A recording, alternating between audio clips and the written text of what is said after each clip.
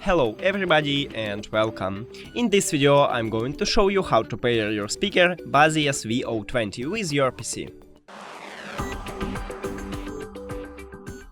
You have to start by press one time at the Windows button on your keyboard and then write Bluetooth. After that click Enter. And right here you should click at Bluetooth or other device. Then Bluetooth. Now press and hold on this multifunctional button on your speaker to turn on your speaker. And it enter to prank mode automatically, so now we should see it at the device list. Click on it. And then click Done. We did it! Thank you for watching this video. If you found it helpful, please consider subscribing to the channel and leave the like on the video. It's really important to us. See you later!